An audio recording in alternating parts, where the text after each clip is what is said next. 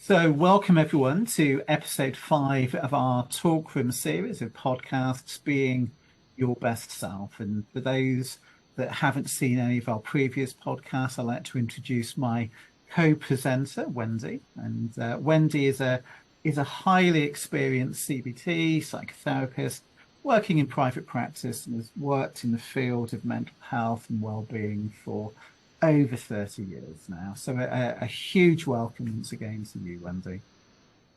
Thank you very much, Ian. Thank you.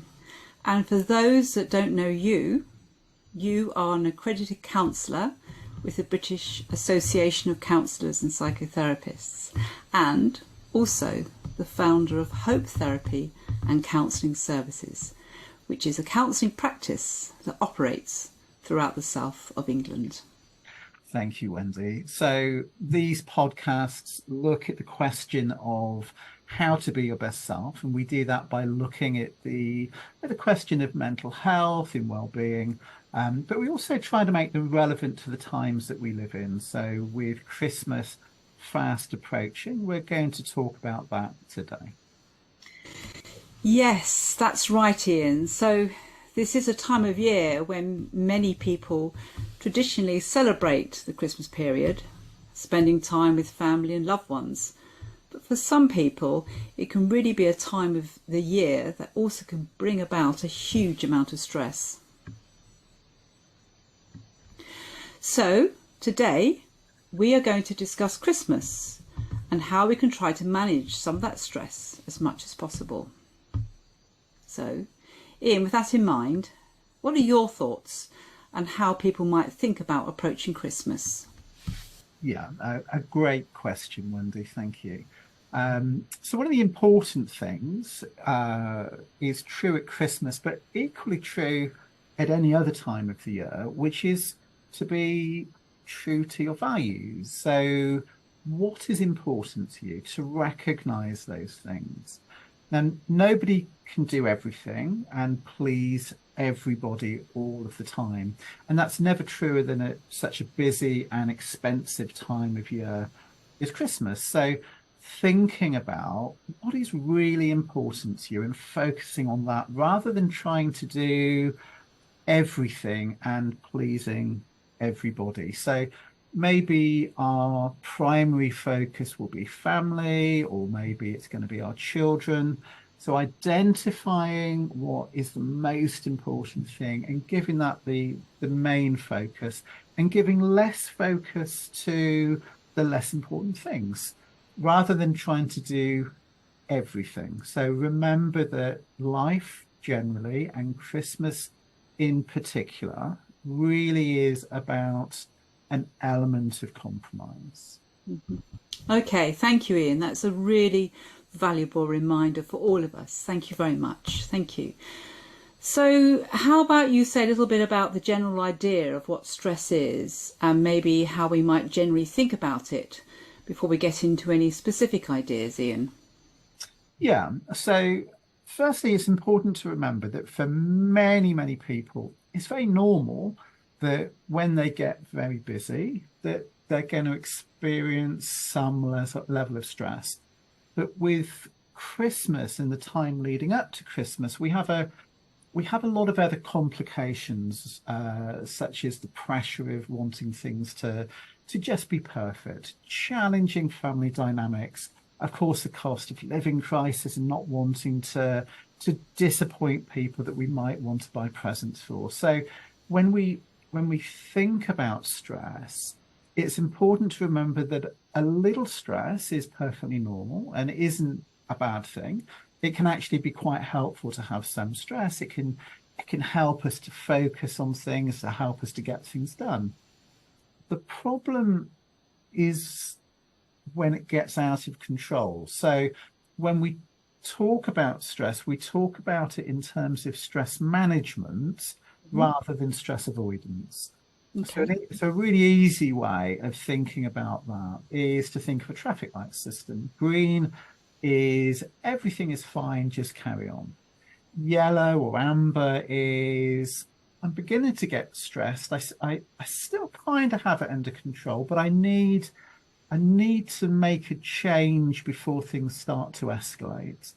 And then red is stop. I'm overwhelmed now. I'm really not coping.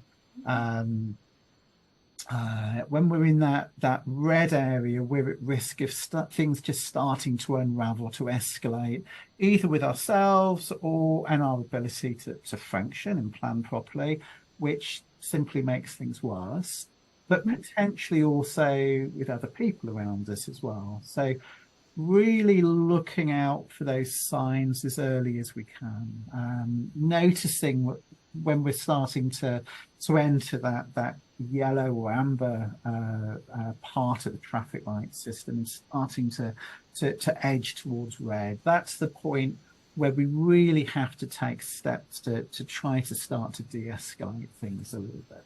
Okay, okay. Thank you, Ian. Yes, I mean that makes perfect sense to me, and I like the traffic light system. I mean that's very easy model to follow and understand. So thank you for that. So, what signs should people be looking for, do you think? Well, we're all different, so we all experience stress in slightly different ways. But the sorts of things that we might look out for is just that feeling of just being on edge, maybe thoughts starting to come in about where we're never going to get it all done in time. Maybe there's self-critical thoughts starting to come in, that critical voice, the we're not good enough sort of voice that can start to creep in for some people. Maybe we notice that we're getting headachy, or our stomach's beginning to churn a little bit. Just a sense of being overwhelmed in the sort of early stages of being panicky. And when we notice those things on the yellow area of the traffic light, just starting to be aware of those things before they get out of control. Taking a pause, maybe talking to somebody if that's going to be helpful, taking a breather, and just bringing some perspective into the situation. Okay, okay. Thank you, thank you. That's really helpful, Ian. Thank you for that. So I'm wondering, talking and focusing about stress. How about talking about the ways we can prepare things so that we can start to think now, so we can manage some of those stress levels? I mean, what sort of things can we think about doing in advance of Christmas Day itself to hopefully to help with that? What do you think? And that's a really, really excellent question. So one of the things that people seem to really struggle with is simply the expectations that are set around Christmas. So, for example, if you're having people join you for Christmas Day, or if we're planning to join them, then some boundary setting can be really, really important.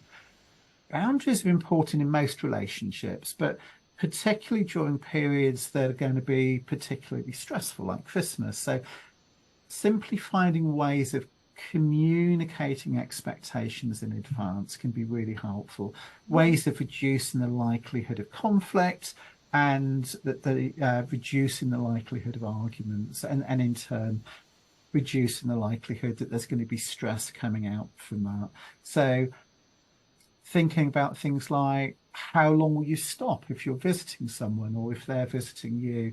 Do you expect to be entertaining them all day, or is it literally dropping a card in and saying hello? So talking about those things beforehand, so both of you understand where you sit with that, so we don't become upset or disappointed. They just that basic communication and boundary setting can be really, really helpful. Mm-hmm. Also, if you want your children to understand that it's going to be appreciated if they act in a particular way, or maybe if there's visitors coming, discussing that it's going to be appreciated if they talk to those visitors, but having that conversation in advance. So if there's a little bit of negotiation that needs to take place, being able to do it in a relaxed environment, rather than waiting to the day when we're in that yellow or red, where we're more likely to kind of really begin to escalate. So just that basic sort of communication and boundary setting can be really helpful. Okay. Thank you, Ian. Yes, I totally agree with you. You know, boundary setting and really good communication skills can be very important in very many ways. Yes, very good points. But my next question is, what if you have a slightly challenging relationship with somebody that you'll be seeing at Christmas? Any tips on that, Ian?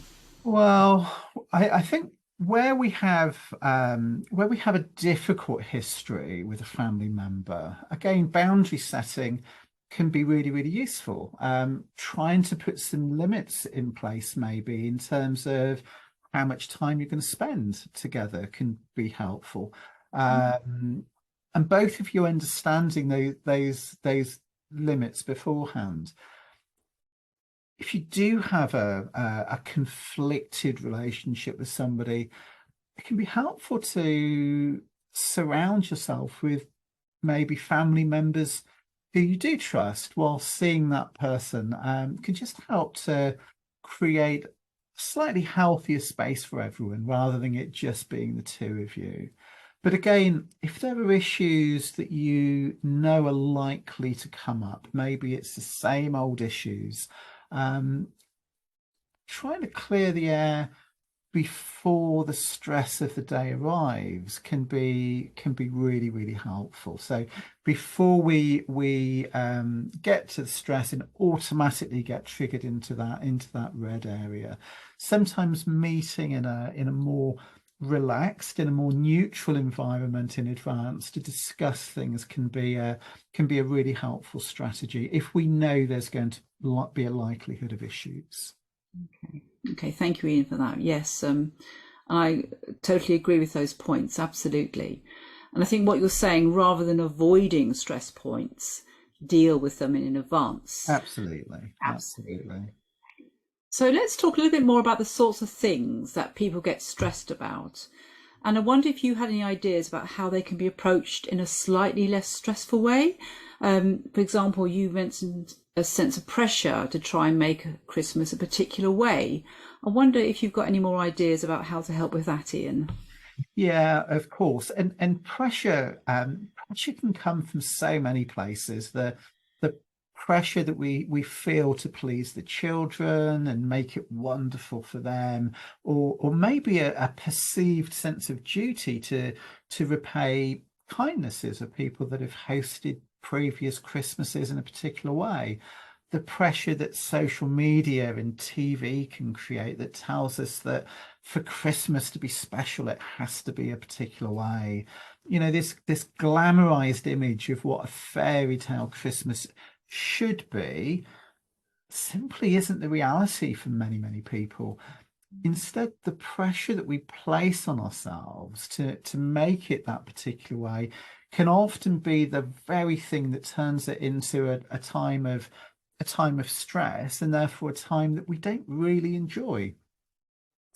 So, to the extent that it's possible, just letting go of this idea that there's only one version of what Christmas should look like, and remembering that we're all different. Our circumstances are all different, and what's going to work for us will meet our particular unique circumstances. So working with that rather than saying Christmas is only successful if it looks like a TV advert. Okay, absolutely, Ian, absolutely. And I think that most people have experienced that sense of Christmas stress to some extent. The idea that everything on the day just has to be absolutely perfect. But as you say, remembering that everyone's idea of what perfect will look like will be different for everyone. So rather than saying it has to be perfect in any particular way, simply saying that it simply has to be our way. Exactly that. Okay, so can you talk about the stress of spending time with friends? Yeah. So remembering that when we're with friends, it's more about the experience of being with one another that's special and meaningful, rather than having to to break the bank because we tell ourselves that we have to spend a certain amount of money on each present for each person. So one of the things that can be really fun and doesn't break the bank when we're with a group of people, a group of friends, is to just consider something like a Secret Santa idea. That way you can still enjoy the company and the festivities together. Um, we can do the exchange of a gift if we wish, but you're only buying for just one person. It's a lot less stressful to only have to think about one present and to only have to pay for one present as well, especially when money is tight as it is for so many people at present. The present doesn't have to be elaborate in any way. It can be more of a fun gift. It can be more of a thoughtful gift rather than something really expensive or elaborate. We can even set a budget as a group, remembering that it's probably not just us that doesn't have lots of spare cash at this time of year. So it can be really appreciated by the whole group. Yeah. Yes, absolutely, Ian. I can see that being really helpful for friends, and it's a really good reminder. But as we all know, the expense is children. So, do you have any tips of what to buy for children?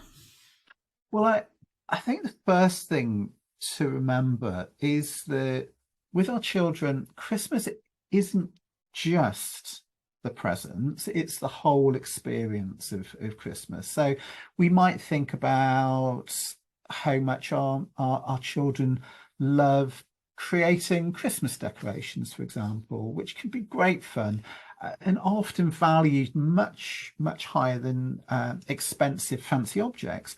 How many times do we buy expensive gifts for our children and then they only get played with once or twice and then get put in a drawer and never seen again? But these moments of joint activity that we share together, where we can sit and create a decoration, for example, can become part of the family tradition of Christmas and are often remembered for much longer than the opening of a discarded present.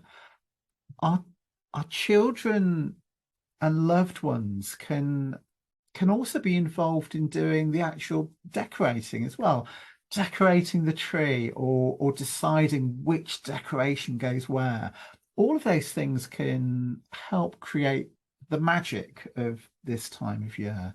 So thinking about gifts that have more thought than expense attached to them um, may just be special words on a card that we write to them. People often talk about the feedback they get from their children as well, who loved the opening of all the little presents, not necessarily about the cost, but they enjoyed the excitement of unwrapping the presents. We might also think about a wish list. That can be really helpful. So rather than setting the expectation that our children will get everything that they want, let them know that they'll get something that they put on the wish list, but it will be a surprise as to what they're going to get. That way, children still know that they're going to get something really special, something that they've chosen, but also parents are setting the expectation right at the beginning that their children will get something special, but not necessarily everything at a time where maybe money is going to be a little bit tight for people. And also thinking about working as a team as well. So if we know that other people want to buy for our children, maybe sharing that Christmas list, um, sharing it with them so we know that everything that our child gets will be what they wanted because it was on the list, rather than other people buying presents, not necessarily knowing what to get and ending up getting something that our children didn't really want that much in the first place. Or if it's a more expensive item, maybe there's an opportunity for a few people to pool resources and all put money together, but stressing that it's a joint present from everybody, and that way they can still maybe get a slightly larger gift. Just that communication up front can make such a difference to the expectation and therefore the experience of stress on the day. Okay. Thank you, Ian. That's really helpful. Thank you. There's some really good ideas there. So now, what about the day itself? Any tips there, Ian?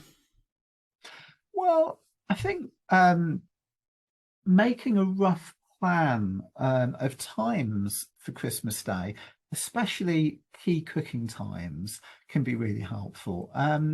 But to see it as a guide rather than something that's set in stone, the cooking of food needs to have some flexibility built into it, just to help us manage the stress levels a little bit. The meal won't go from undercooked to ruined in just a few minutes if you get distracted or have to go and do something else. The stuffing isn't going to be inedible if it's sat on the side for half an hour. And the king really isn't going to mind if we miss his speech at 3 o'clock just because Christmas is running late and the lunch is running late. So planning everything down to the last detail and trying to stick to it is just a recipe for stress. Trying to adopt an attitude of flexibility on the day can be far, far more helpful. Yeah, thank you for that, Ian. That's really helpful. And one thing that I hear a lot of people say, which could be really challenging, is simply planning the food. Yeah, absolutely. So I love to cook, but at Christmas, like most people, I've lots going on. Um, it's a time to be flexibly organized. So maybe splitting shopping between what you can get right in advance when it's maybe quieter in the shops and what you have to get nearer the day, and just thinking about things like that can be really helpful. Also thinking about getting a food delivery rather than having to fight your way through the supermarkets can be much easier. Even if there's a couple of substitutes you have to contend with, to nip out and deal with a couple of items rather than doing a whole shop can just make such a difference. But also trying to be flexible again. So most Christmas meals have lots of different foods on the plate and often don't all get eaten.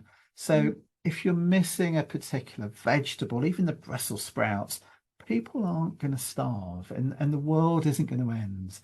So often it's us that's setting the expectation that things have to be a particular way. So just trying to remind ourselves of the need to be flexible, especially at times like now, is just really helpful. Mm.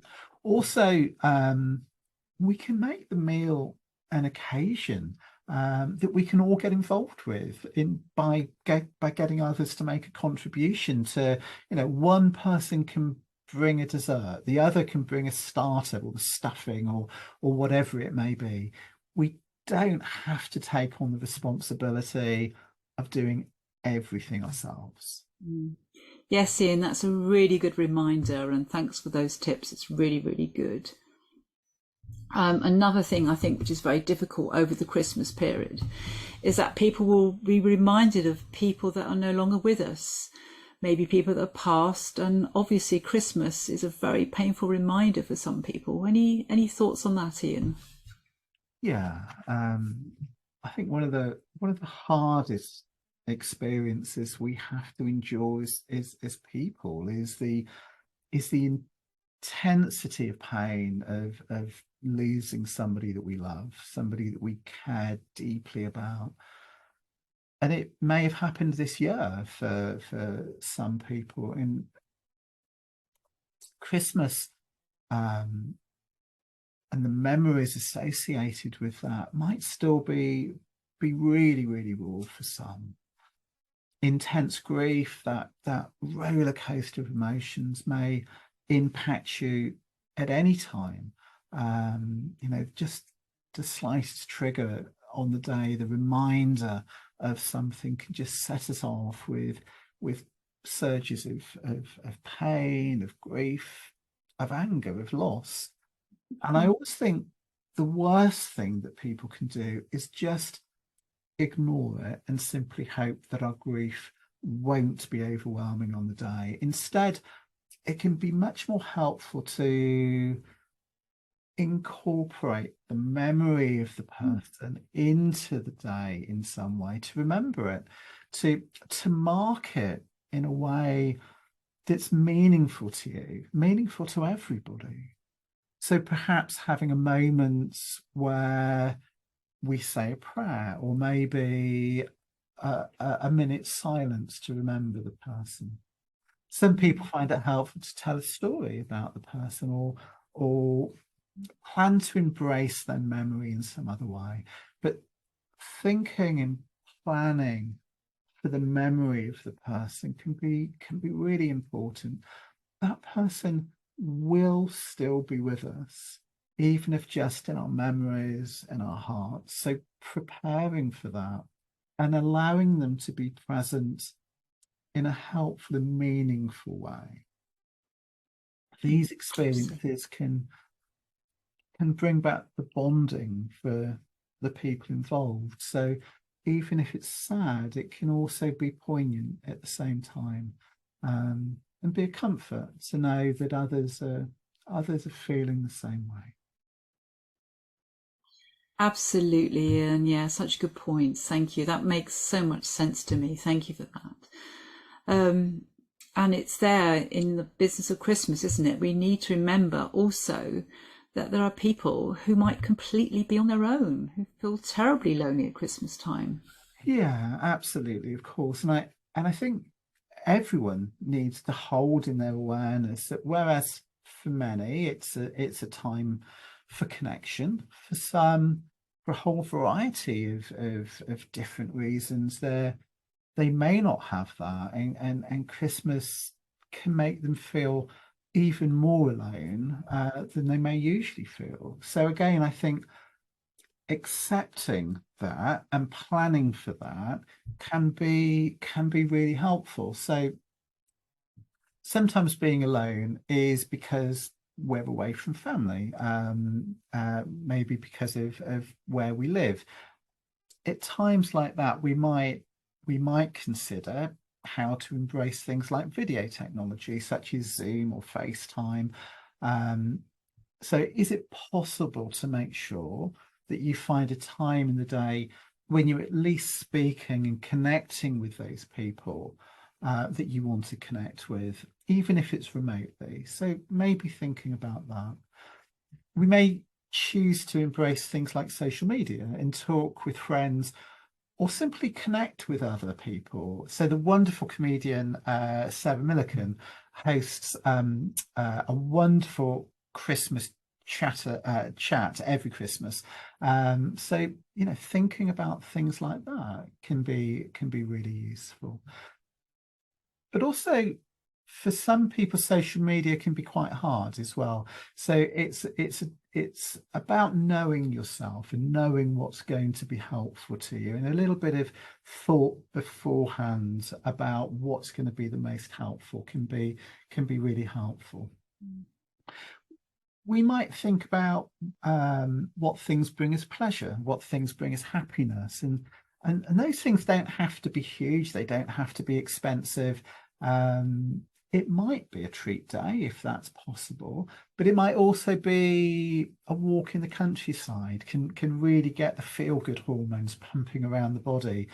It might be a visit to your local church and just being able to celebrate the day alongside other people and to feel a sense of bonding, a sense of connection with those people on the day.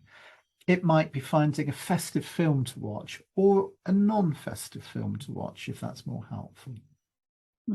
Doing a jigsaw, playing a video game. It's a day to think about your needs and giving yourself permission to consider your needs. A little advanced preparation to think about those options again can be really helpful. We may choose to get involved in volunteering at a charity. So even if we're alone, we can still make the day full of meaning. In fact, there's a lot of research that shows that if we focus on helping other people, then our sense of loneliness can really reduce for many people and even disappear. And there are charities such as Re-engage, where you can talk to an elderly person, or volunteer in a soup kitchen or a food bank, or maybe supporting homeless people through charities like Centrepoint or St Mungo's, or various other ones. So making some plans for the following year can also be a really helpful way of just making you feel a little bit more positive about life. And finally, remembering that there's no right or wrong way to embrace Christmas, including not celebrating Christmas.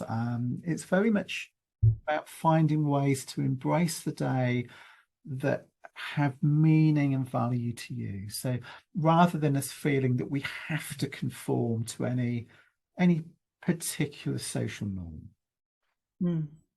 Okay. Thank you, Ian. That's really, really great. And there's some really interesting ideas there. Thank you for that. And hopefully there'll be something that is useful for everyone here. Okay. And the podcast, along with all previous podcasts, are available on both our websites. My website is called wendyc.team. And Ian, would you like to say your website and the resources you have on your website? Yeah, so our website is www.hopefulminds.co.uk. Just head over to the resource tab, and we have all of the podcasts that we've done so far are on there, along with a whole range of different resources, blogs, infographics, all of which are completely free. So people are able to go and take a look at those. We'll be back in January, Wednesday, where we'll be doing our next next podcast on goal setting and at a very important time of year for goal setting. People often set New Year's resolutions, so a very timely point of the year to consider those things. But in the meantime, to wish you, Wendy, and everybody else the very, very best break possible. Thank you very much, Ian, and the best to you and to all our listeners. Thank you very much. Goodbye.